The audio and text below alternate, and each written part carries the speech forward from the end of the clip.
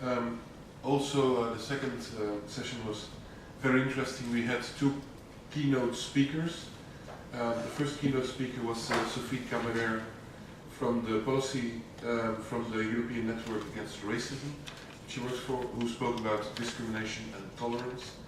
And the second keynote speech was by Edmundo Martinho, the president of the Instituto de Seguridad Social, who was speaking about citizenship, social rights and active inclusion. Now, on the topic of discrimination and tolerance, after a very interesting state of the European Union as to where we are in the field of tolerance and where there are problems and sometimes problems on the rise, it was clear from that overview which Ms. Cammerer gave that there are problems. Of course, there's a growth of ghettos being formed around Europe, of migrants who live together. It has to do also sometimes with building rules, with social policies, forcing people to go and live together. Discrimination is still there, obviously in things like education, but also in things which are less mentioned, like hospitality sector, financial sector. It's much more difficult to get credit and all these things. And the big fear is not as much, although it is very annoying and not very good for Europe, the rise of the extreme right parties, which is a phenomenon we see more and more. But the real danger there is that a lot of the mainstream parties are hardening their own stance and taking over some of these ideas, these populist ideas which are being launched by parties who are not really going to take power, but they start to influence actually the way public opinion is shaped on some of the topics and have influence on what governments do. Now, the expectations for the year of poverty, which the European Network Against Racism had, was that, first of all, the year should raise awareness of the problem.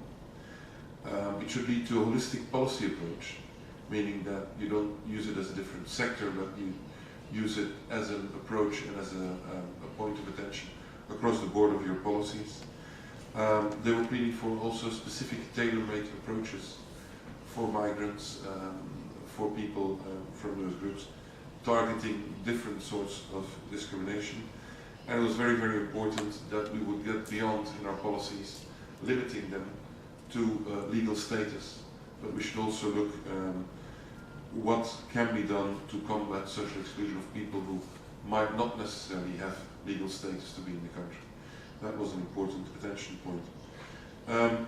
They were a bit disappointed because they thought that the link between discrimination and exclusion is for the moment not enough discussed. Also in the final declaration, that link is not explicitly made, and they thought that was that should be better.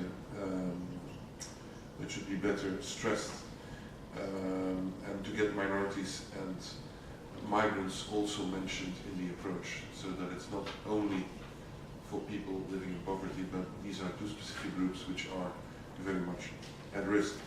EU 2020 has positive sides. It is good that there is a poverty target, that there is a growth objective, but the fear is, are there really instruments to implement that afterwards? Legal migrants are included in the approach, which is important as a target, but they hope that also ethnic minorities will be approached, because they are also discriminated against, and for the moment they are not a specific target group for Europe 2020. And one of the positive things is that in some of the flagship actions you have very targeted approaches foreseen. But there are also challenges, because there is no such thing as an anti-discrimination or fundamental rights mainstreaming in the policy, saying that it should be looked at in whatever policies we make. The question is very much how will the member states translate the European objectives? How will we monitor the way they translate it? Data collection is very, very important, and that's a weakness for the moment. How do we ensure that we actually know what is going on? And there was also the need for more policy coherence between integration and migration with social exclusion policies, so that they don't contradict each other and that they know from each other what they are doing. So the recommendations clearly were to go for the mainstreaming of this approach, data collection, also to get member state specific targets, not only for legal migrants but for all minorities and immigrants, and not just in general but in the fields of education, employment and the reduction of poverty. And there was a clear call that we should not measure our social progress and our policies and outcomes just on the economic factor against the richest economies in the world or the strongest economies, but we should actually go and compare ourselves to the best practices around the world, to the countries who have the best social policies, and that's a standard Europe should keep for itself. Now there was a discussion obviously, and one of the first questions which came from the audience was, well, in this time of shrinking budgets, of limited resources, aren't all these social policies going to be the first victims? The group is the weakest. Is there not a real danger there? There was a call to not speak about tolerance, because tolerance doesn't go far enough. Tolerance means you tolerate somebody being there, but that we should speak about migration and acceptance. Acceptance of others in our society, and to embrace them as a whole, not just tolerate them, which was seen as very, very important.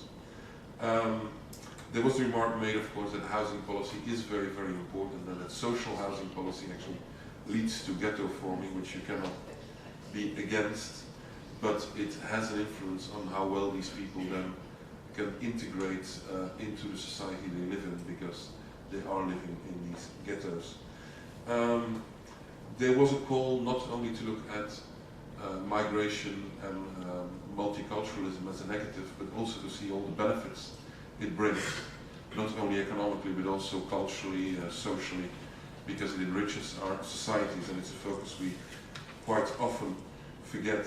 And then there was a very interesting approach of a representative from Norway saying that there are other ways of actually measuring integration, and the best focus, he said, for migration policies is what they see in Norway is that it is very important to focus not necessarily on giving benefits to that group or only giving benefits to that group, but to focus on their economic development, on their attachment to the labor market, and on the level of education. And if you focus like that, for example, the example was given in Norway, the chances of going for a higher education are much higher for kids from a migrant background than for native Norwegians, which is a remarkable achievement, but it's also very, very important, and it shows the